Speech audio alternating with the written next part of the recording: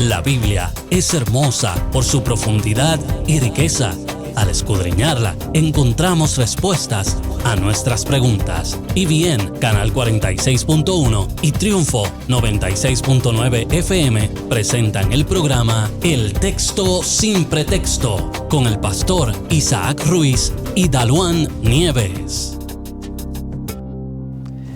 Que la gracia y la paz del Señor sea con cada uno de ustedes en este maravilloso día que nos regala el Señor.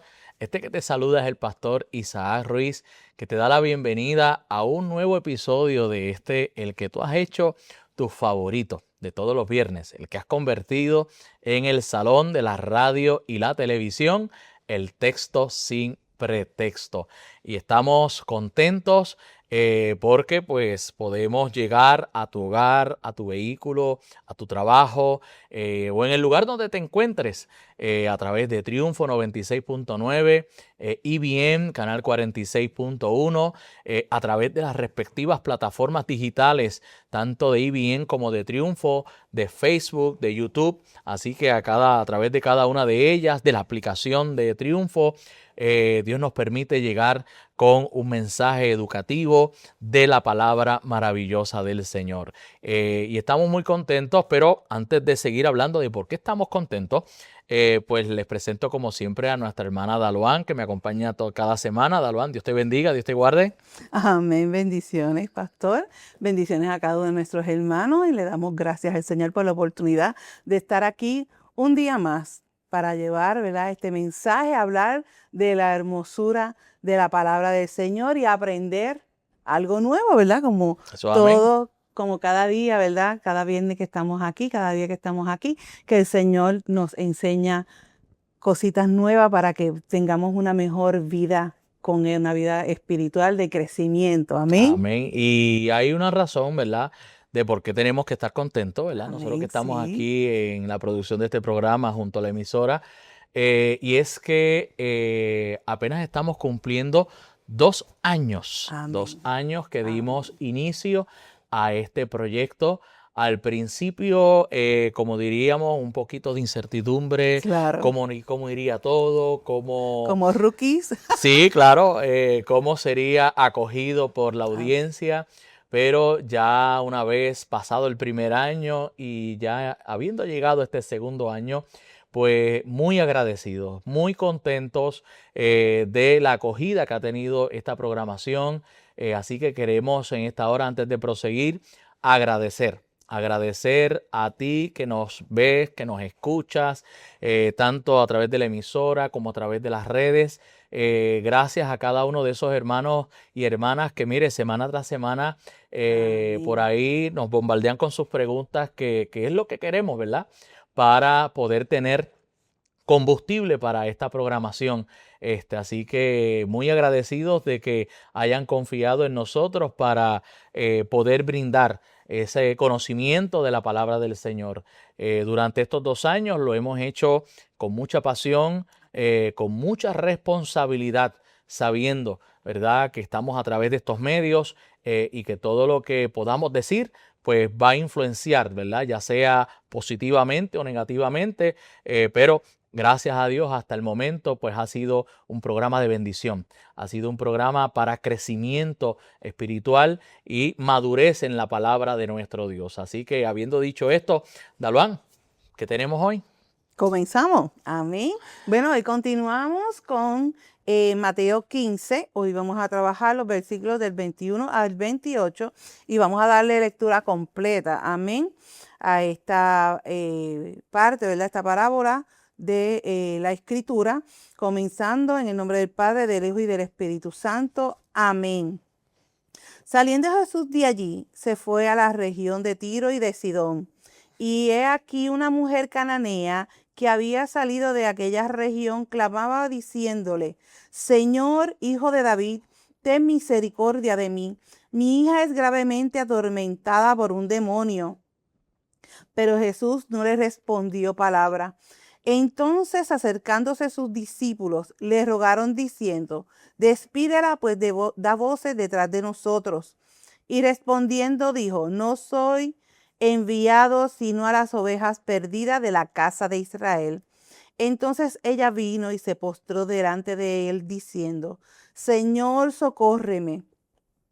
Respondiendo él dijo: No está bien tomar el pan de los hijos y echarlo a los perrillos. Y ella dijo: Sí, Señor, pero aún los perrillos comen de las migajas que caen de la mesa de sus amos. Entonces respondiendo Jesús dijo: Oh mujer, grande es tu fe, hágase contigo como quieres. Y su hija fue sanada desde aquella hora. Amén. Amén. Bien, Hermoso. vamos, ¿verdad? Quisimos ver el pasaje completo. Amén, sí. Para entonces de ahí pues sustraer varias cositas. Y lo primero que queremos tocar tiene que ver con el contexto geográfico y narrativo de esta historia. Así que esta historia se ubica después de una controversia que Jesús tuvo con escribas y fariseos, ¿verdad? Jesús, después de esa controversia, se dirige a la región de Tiro y Sidón, una área fenicia al noroeste de Galilea. Este desplazamiento marca un giro significativo, pues Jesús se retira fuera del territorio judío por completo, aunque nunca entra en una casa, no entra en una casa directa en ese lugar, sino que la mujer se le acerca saliendo de aquella región, dando la impresión de que Jesús no había abandonado totalmente el territorio israelita. Ahora, con relación a la mujer, la identidad de la mujer en este pasaje revela la intención teológica de Mateo, ¿verdad?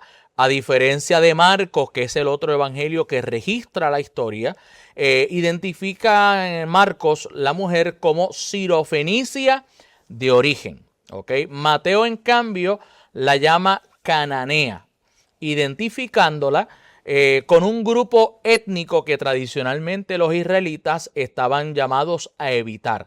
Así que Mateo, que le escribe a judíos, utiliza el término que los judíos obviamente lo manejaban mejor. Exacto. Marcos, como pues no tiene intenciones, le escribe, entiéndase, a romanos, pues utiliza la expresión sirofenicia, ¿verdad?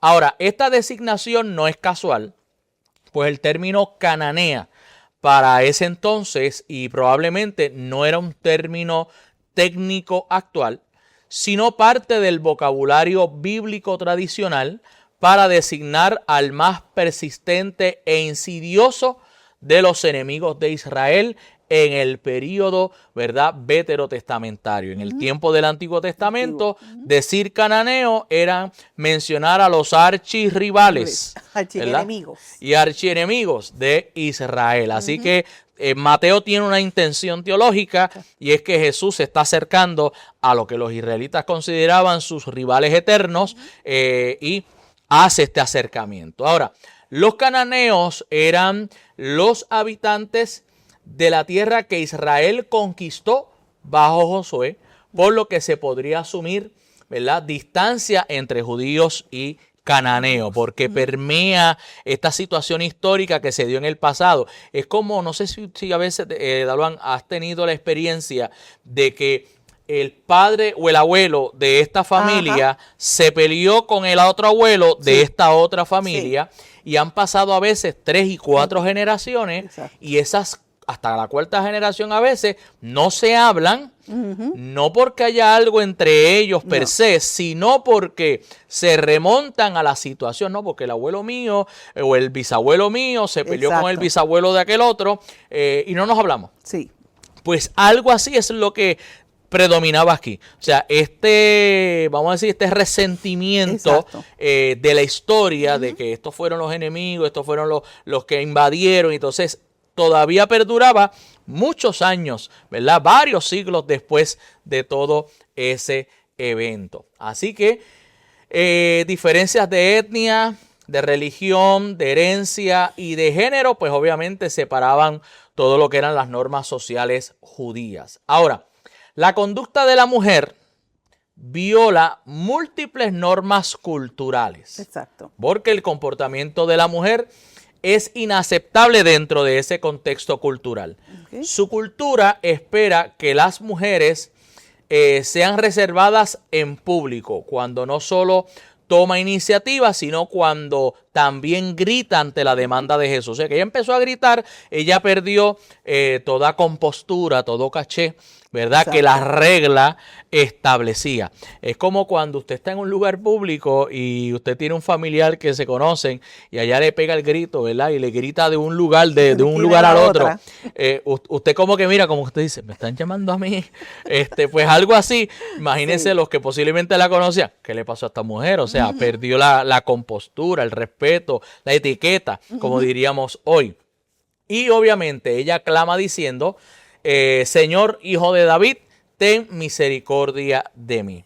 Una invocación que en este caso está reconociendo a Jesús como el Mesías. Exacto. Entonces mire el mensaje teológico detrás de esto, de que los judíos, los israelitas, no reconocen a Jesús como el Mesías, pero una archienemiga y archirrival de Israel, gentil, pues mujer, para añadirle un poco de peso al asunto, también, dentro del asunto patriarcal que se vivía, exacto, pues es la que hace el reconocimiento del mesianismo de Jesús.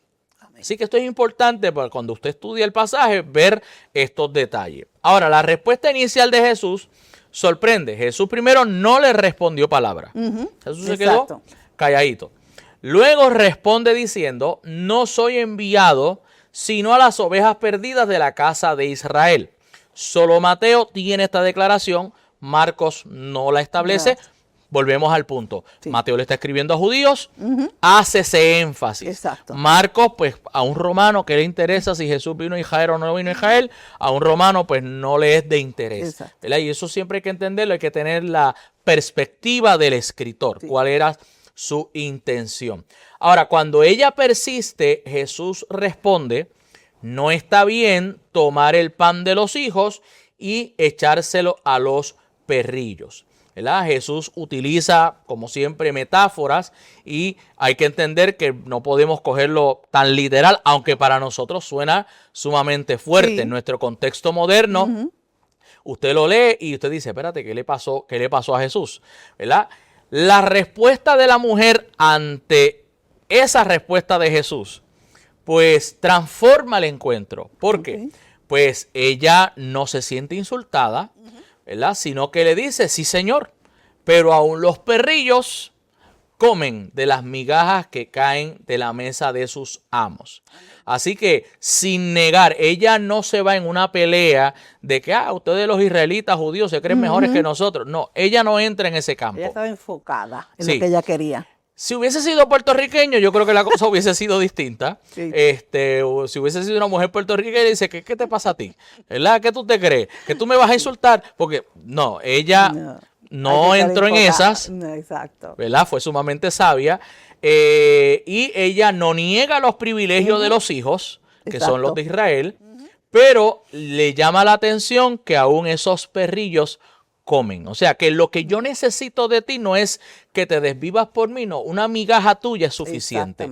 Con una migaja que tú me des, mi hija recibe su sanidad. Ahora, hay que aclarar que aquí hay un juego de palabras porque nosotros por perrillo pues podemos entender perro, pero no, en el contexto hebreo y en el texto griego del Nuevo Testamento hay dos palabras. O sea, Jesús utiliza el término griego quinario, y no utiliza el griego kion. Exacto. ¿Cuál es la diferencia? El kion era el perro que estaba en aurías. En la calle. En la calle, salvaje, callejero, rabioso.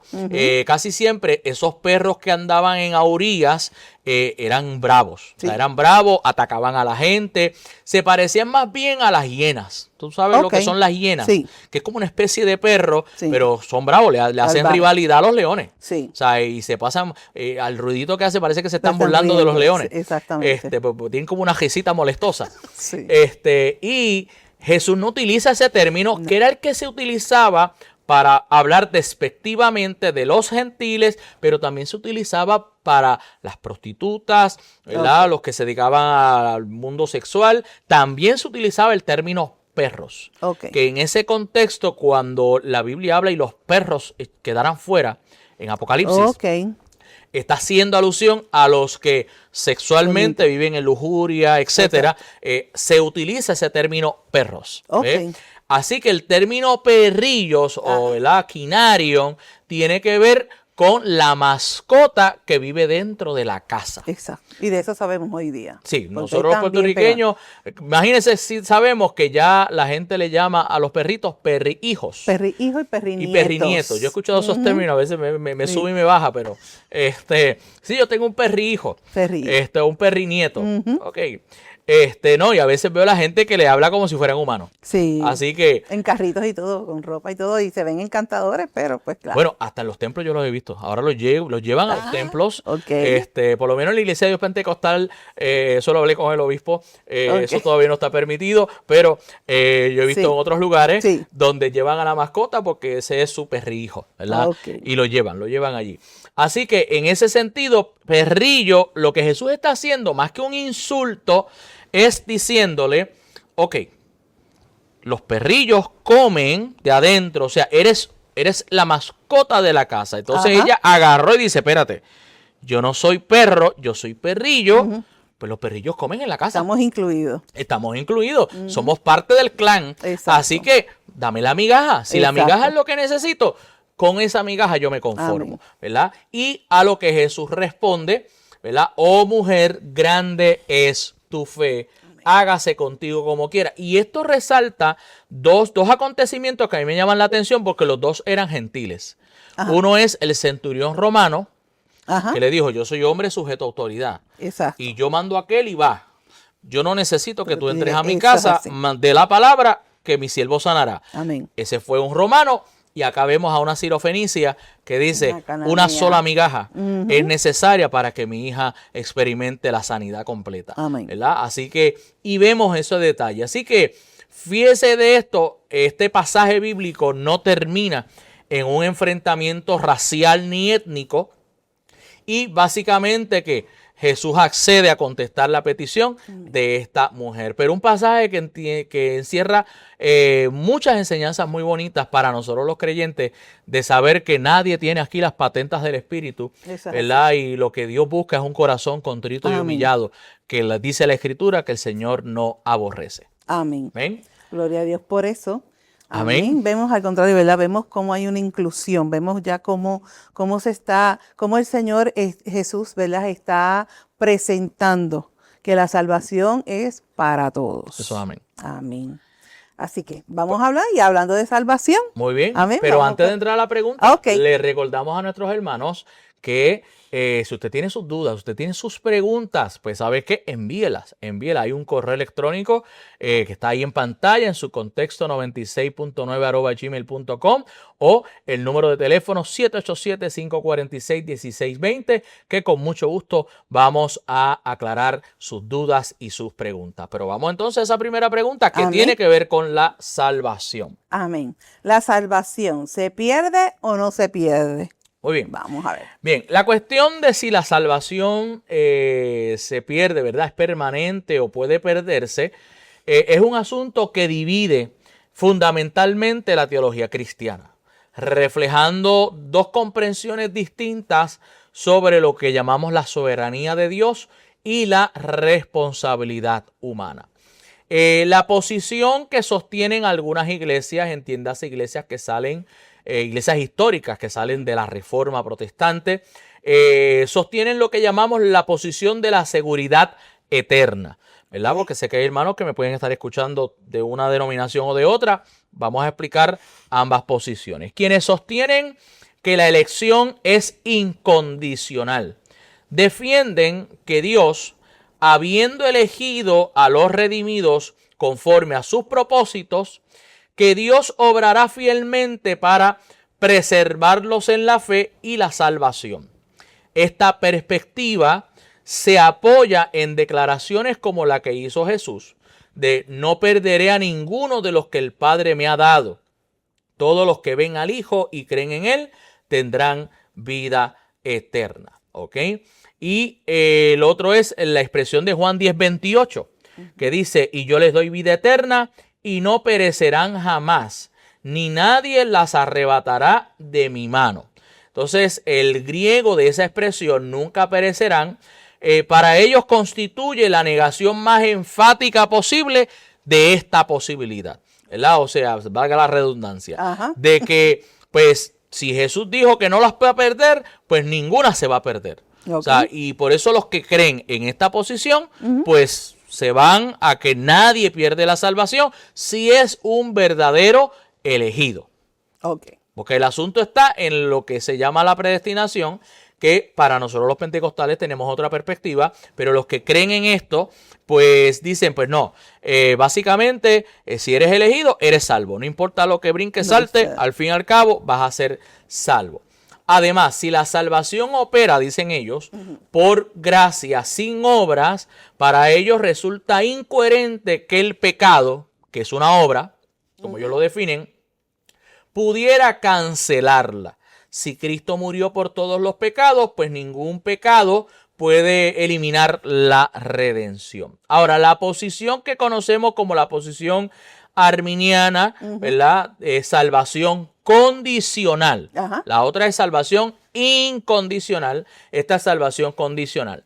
Pues establece que si la elección es condicional, entonces no existe seguridad eterna, pues un verdadero cristiano podría dejar de creer y perder su salvación. Textos como Juan 15, 1 al 6, lo voy a leer. Yo soy la vid verdadera y mi Padre es el labrador. Todo pámpano, o sea, si es un pámpano, está ahí pegado, pero que no lleve fruto, lo quitará. Y todo aquel que lleva fruto, lo limpiará para que lleve más fruto.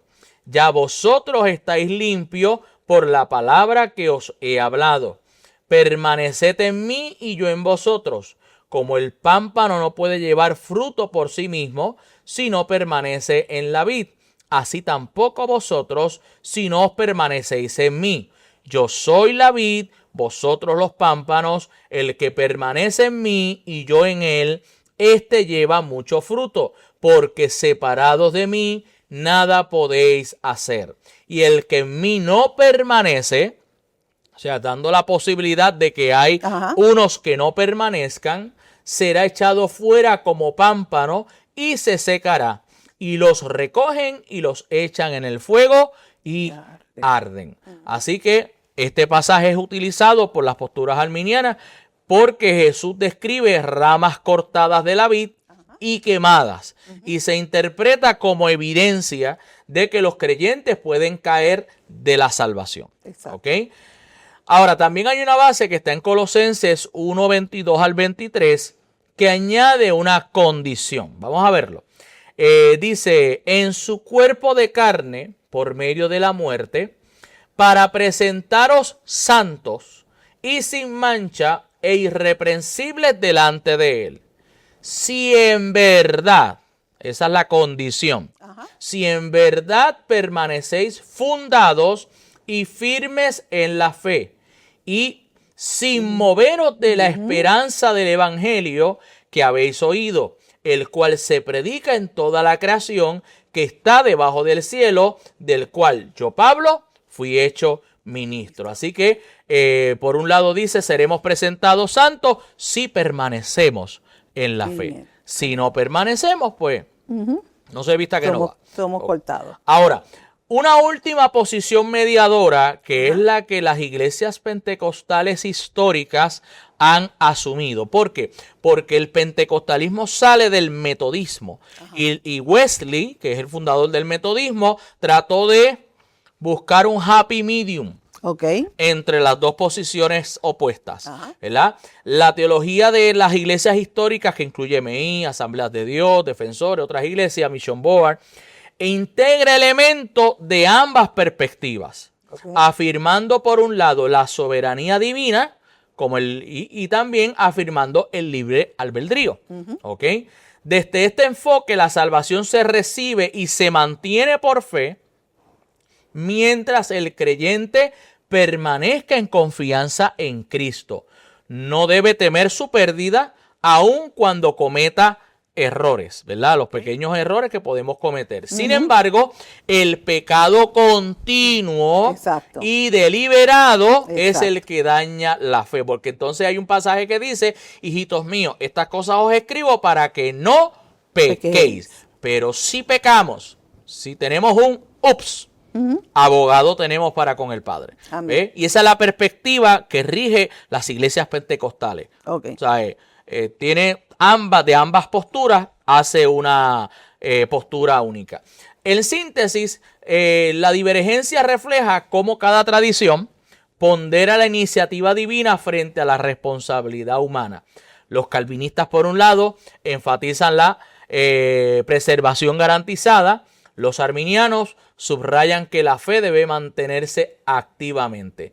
Las posiciones intermedias, que es la que asume el pentecostalismo clásico, buscan honrar ambas dimensiones bíblicas. Así que hemos logrado contestar la primera pregunta, pero mis amados, ya tenemos que irnos a una pausa, pero no se vaya. Si usted está recién llegando, manténgase ahí porque en breve regresamos con más de tu programa, El Texto Sin Pretexto. Sigue con nosotros en El Texto Sin Pretexto.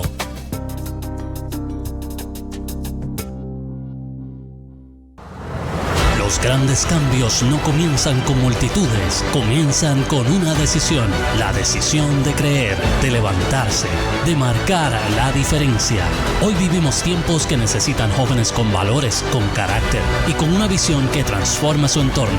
En IBN Canal 46.1 queremos acompañarte en este camino con programación que inspira, que educa, que fortalece la fe y que te recuerda que nunca caminas solo. El cambio que el mundo necesita puede comenzar contigo. Sintoniza IBN Canal 46.1 para toda la familia.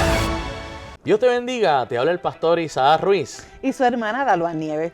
Y queremos invitarte a que sintonices el programa del Texto Sin Pretexto, un programa de interpretación bíblica donde analizamos la palabra del Señor desde su contexto y donde también contestamos cada una de las preguntas que ustedes nos envían.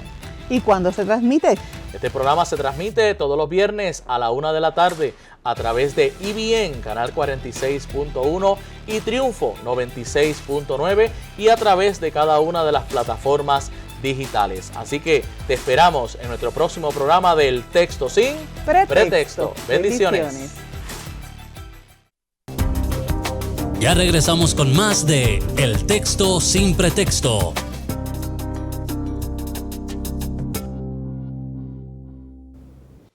Y estamos aquí de regreso en tu programa, El Texto Sin Pretexto, un programa de interpretación bíblica donde analizamos la palabra del Señor desde su contexto. Y si usted se está conectando en esta segunda media hora, pues te invitamos a que te mantengas ahí escuchando o viendo este programa y cuando termine la programación te invitamos a que nos busques en el Facebook y ahí tanto de Triunfo 96.9 como de IBN Canal 46.1 y ahí puedas ver el programa completito. Así que ve desde la primera parte y lo vuelves a repasar la segunda parte de esta programación.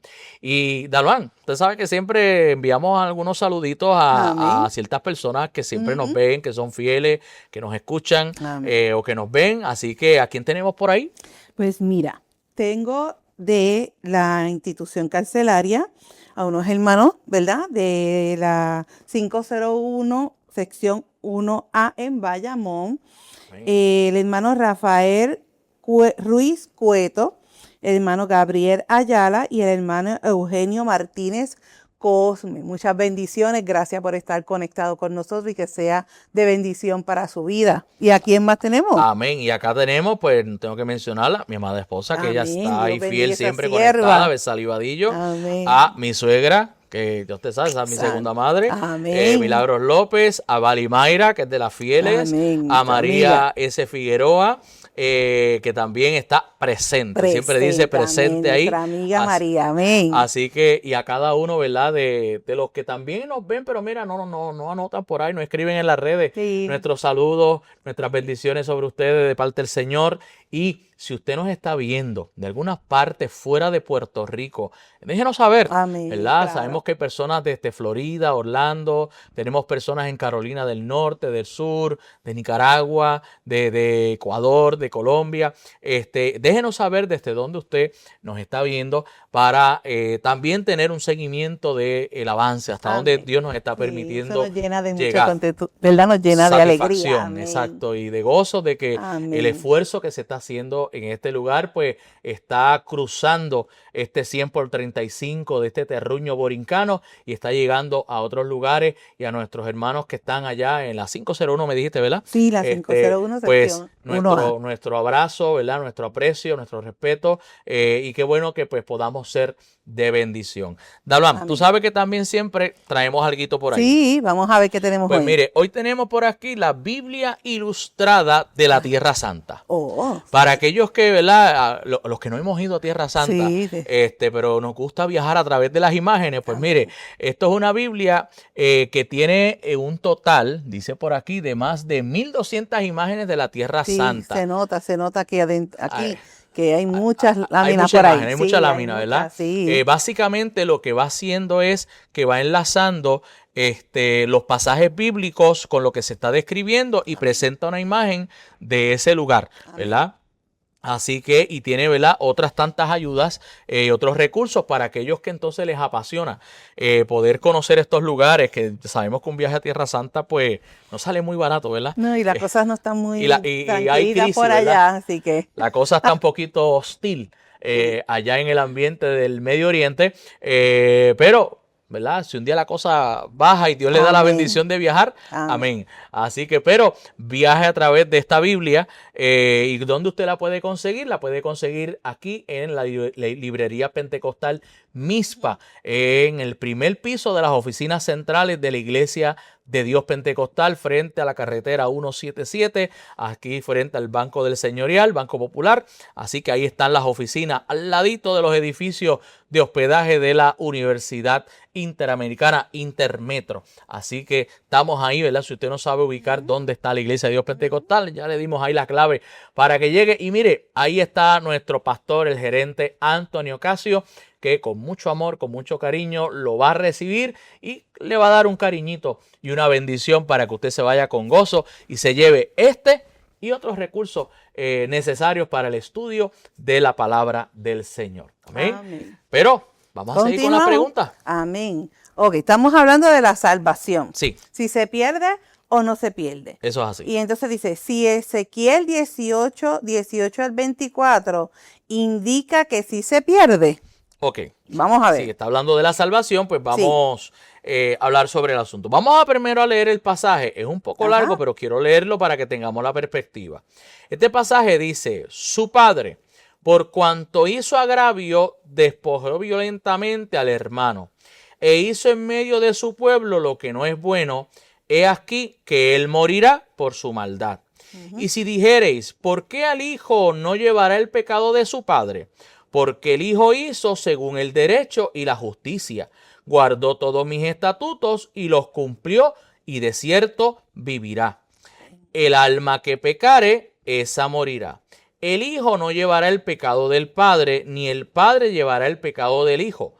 La justicia del justo será sobre él, y la impiedad del impío será sobre él. Mas el impío, si se apartare de todos sus pecados que hizo, y guardare todos mis estatutos, e hiciere según el derecho y la justicia, de cierto vivirá, no morirá. Todas las transgresiones que cometió no le serán recordadas, en su justicia que hizo, vivirá. ¿Quiero yo la muerte del impío? Dice Jehová el Señor. ¿No vivirá si se apartare de sus caminos?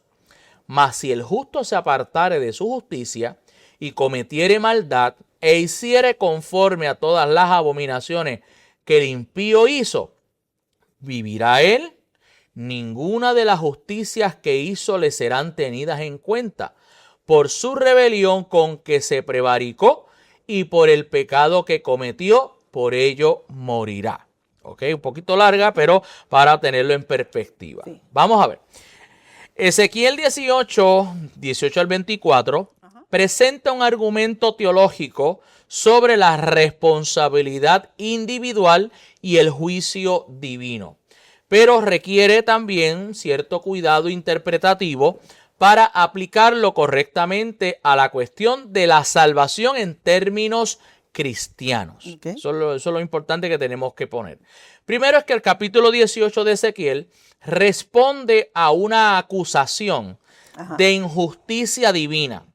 Los exiliados judíos se quejaban de que sufrían por los pecados de sus padres. Citando el proverbio, había un proverbio que decía: los padres comieron uva agria y los dientes de los hijos tienen la dentadera. O la dentera. Ezequiel lo que hace es que refuta esta idea mediante 3 generaciones. Presenta a un abuelo malvado, a un padre justo y a un hijo malvado nuevamente. Abuelo malo, padre bueno, hijo malo o nieto malo. El propósito es establecer que cada persona responde individualmente ante Dios por sus propias acciones y no por las de otros. No es un asunto hereditario. Isa Ruiz hizo lo malo, pues le toca a mi hija bregar con las consecuencias, ¿verdad? Pues no, lo que está refutando el profeta es que no es así. Cada cual va a rendir cuenta ante Dios de lo que haga. Ahora, lo que el pasaje enseña es sobre el cambio moral. La sección central, que son los versículos 21 al 23, es crucial. Si un impío se aparta de sus pecados, guarda los estatutos divinos y actúa con rectitud, vivirá y no morirá. Ese es el argumento central. Esto demuestra que el arrepentimiento genuino transforma el destino de una persona. Más aún, las transgresiones previas no serán recordadas contra quien se convierte a la justicia. Y aquí lo que hay es un principio de restauración. El pasado pecaminoso no determina el futuro si hay un giro radical. Que eso es lo que luego en el Nuevo Testamento Jesús habla de convertidos. La palabra convertidos tiene que ver con un giro 180 grados. Usted iba para allá, ahora usted camina para acá. Una nueva línea de pensamiento. Exacto. Sin embargo, el pasaje también funciona en sentido inverso. Pues si alguien justo se aparta de su rectitud y comete maldad, sus obras justas anteriores que hizo no le serán contadas y morirá por su rebelión y por su pecado. Así que este versículo es el que algunos citan para argumentar que la salvación puede perderse. Y por eso es que viene la pregunta. Ahora, hay unas limitaciones para aplicar este texto al debate cristiano. ¿Cuáles son? Aunque Ezequiel 18 parece sugerir que la condición espiritual es reversible, 3 factores limitan su aplicación. Número 1, que el contexto veterotestamentario. O sea, Ezequiel habla de vida y muerte en términos de bendición y maldición terrenal bajo la ley, no de salvación eterna por gracia. Eso es número 1. Número 2, naturaleza de la conversión. O sea, el pasaje enfatiza el arrepentimiento y la obediencia a los estatutos, pero no aborda si una fe genuina en Dios puede realmente perderse, ¿verdad? Y ahí es que entran, por ejemplo, la línea calvinista va a entrar por esa línea y por eso es que se distancia un poco en ese asunto. Y responsabilidad versus seguridad, el énfasis de Ezequiel en la responsabilidad individual no necesariamente resuelve si Dios preserva o ayuda a la fe de esa persona. La validez de este pasaje, pues, se le ve en el sentido de recordar que la fe cristiana no es estática, sino que requiere perseverancia. Es la enseñanza que podemos sustraer de ahí. Usted puede hacer muchas cosas buenas en 30 años en el Evangelio. Eso es así. Y entonces ahí entramos al debate anterior. Si usted comete pecados y se mantiene en una vida de pecado, pues los 30 años que usted hizo ya pasaron. O sea, lo que diríamos en un adagio nuestro, tanto nadar para morir en la orilla. Para morir en la orilla. Así que eso es importante que entendamos que tiene sus limitaciones el pasaje escritural. Pero Vamos a la tercera porque se relaciona con la anterior. Exacto. Entonces, Efesios 4, del 1 al 5, indica que no se pierde. Ok, ¿qué dice Efesios 4, Vamos 1 a ver. al 5? Dice, yo pues, preso en el Señor, os ruego que andéis como es digno de la vocación con que fuisteis llamados, con toda humildad y mansedumbre, soportándoos con paciencia los unos a los otros en amor, solícitos en guardar la unidad del Espíritu en el vínculo de la paz, un cuerpo y un espíritu, como fuisteis también llamados en una misma esperanza de vuestra vocación, un Señor, una fe, un bautismo. Ok, esa es la base escritural. Lo primero, Efesios 4, 1 al 5 no aborda directamente la cuestión de si la salvación se pierde o no. Ajá. El pasaje trata sobre la conducta ética y la unidad de la iglesia, no sobre la seguridad o pérdida de salvación. Lo que este pasaje sí comunica es lo siguiente, y es que el apóstol Pablo insta a los creyentes a comportarse de manera digna de su vocación, que debe ser con humildad, que debe ser con mansedumbre y que debe ser con paciencia mutua, perseverando, ¿verdad? O guardando esa unidad del espíritu en el vínculo de la paz. Por eso es que en otro pasaje el apóstol Pablo habla y dice, procurad la paz con todos y la santidad, sin la cual nadie verá al Señor. Amén. Pero para llegar a la santidad, el vínculo de la paz tiene que estar primero. Amén. O sea que no puede haber santidad si las relaciones están pésimas. Eso es así. ¿Ve?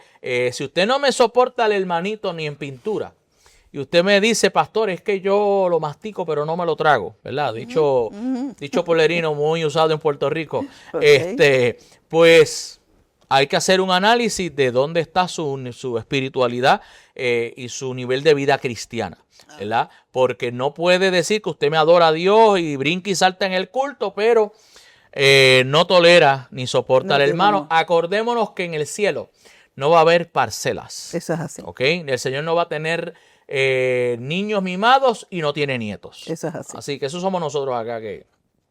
Ahora, elementos que podrían interpretarse como relevantes de este pasaje. Pues algunos argumentan que la exhortación a guardar la unidad del espíritu implica que los creyentes tienen responsabilidad activa en mantener su relación con Dios.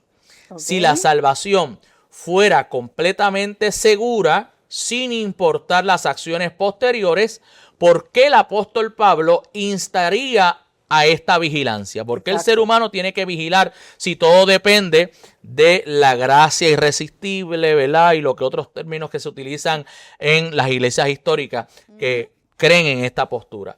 Así que este razonamiento sugiere que la fe requiere perseverancia. Exacto. ¿Ok? Sin embargo, no es lo mismo demostrar, ¿verdad?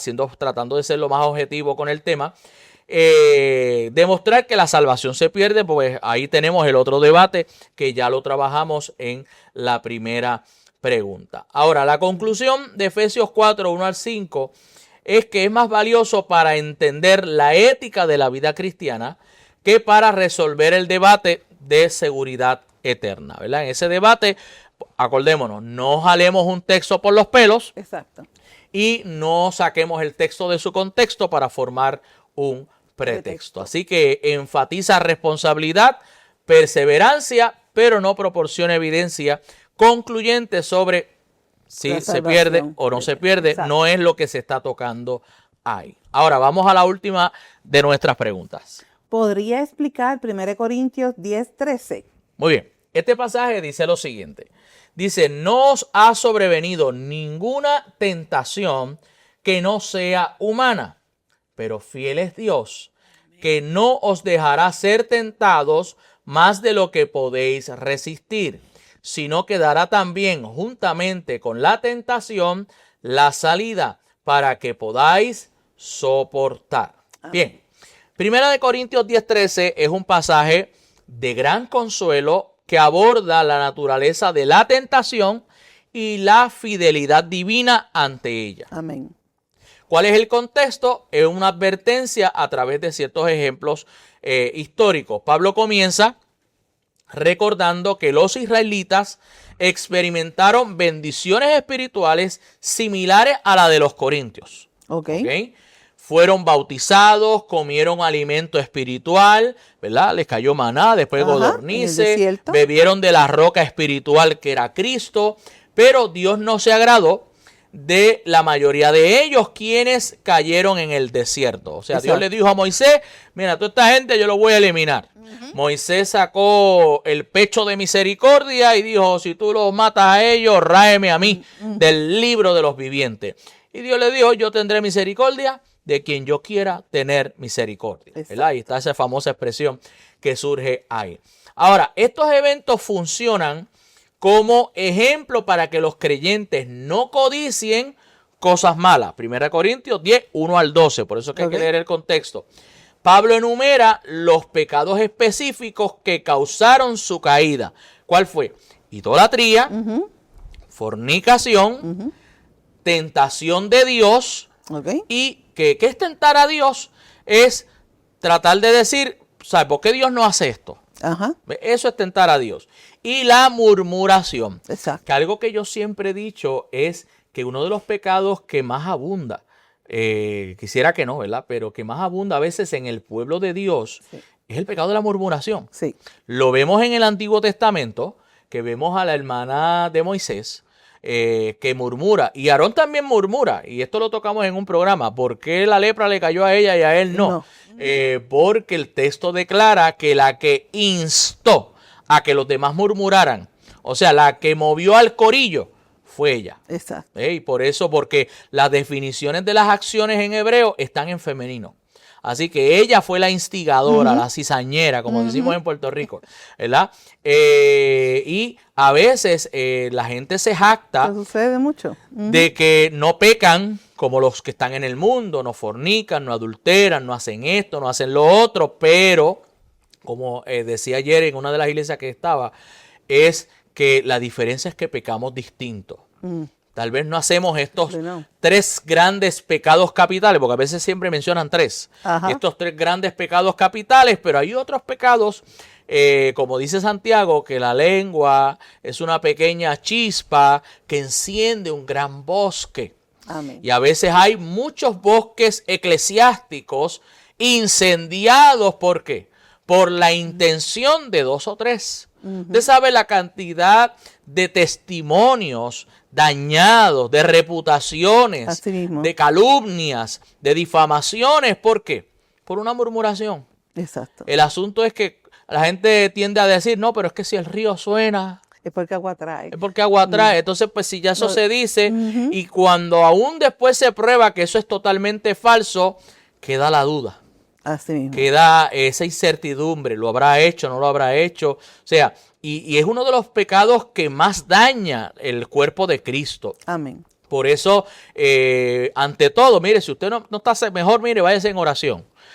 Es que eso es su opinión. No, esto fue mi opinión. O eso fue lo que yo escuché. No, y ahora la gente... Yo lo que quise fue advertir. La gente aprendió de la prensa secular con el alegadamente y aparentemente, ¿verdad? O aparentemente y alegadamente, para evitar de que no, es que aparentemente y alegadamente, y como que eso le ha dado licencia a la gente a inventarse las cosas, ¿verdad? Y a dañar reputaciones. Tengamos mucho cuidado con eso. Ahora, el versículo declara que ninguna tentación, y es la centralidad del verso, ha sobrevenido a los corintios que no sea humana.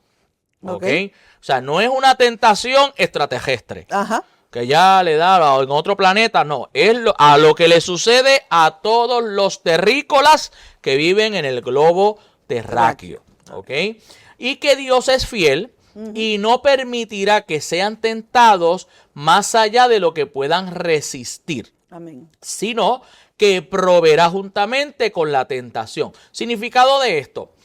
Este pasaje comunica tres verdades. Primero, la tentación no es anormal, ni tampoco sobrenatural. O sea, no es una tentación que es correspondiente al mundo angelical. No, es correspondiente a los humanos. Es las mismas tentaciones a las cuales todos nos podemos exponer. Segundo, que Dios establece límites sobre la intensidad de la tentación que Él permite. No permite que supere la capacidad de resistencia del creyente. Amén. Así que Dios no te va a permitir una tentación.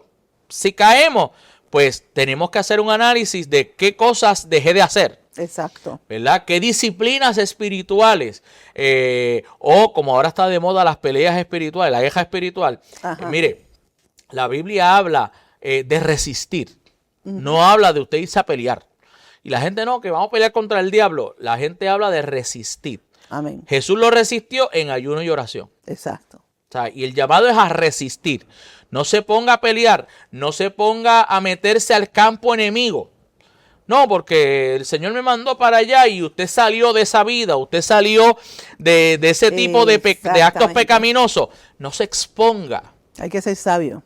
Porque Pablo lo dice, hay una concupiscencia de la carne Amén. que está ahí, que tenemos que luchar contra ella hasta que nos muramos. Amén. Entonces, si usted salió de cierto estilo de vida, no me vaya, no, porque ahora yo voy a evangelizar. Tenga cuidado, porque se está acercando a la puerta, ¿verdad? Y puede ser que el cerebro no olvida, ¿verdad? Esos recuerdos, esos feedback, esa retroalimentación de lo que fue su vida de pasada puede despertar unos apetitos que ahora están dormidos posiblemente porque usted está orando, pero si ese día usted está no... bajo el espíritu, ¿verdad? Claro. Y el diablo también está por ahí con sus demonios y sus secuaces. Así que no ignoréis las maquinaciones del enemigo. Exacto.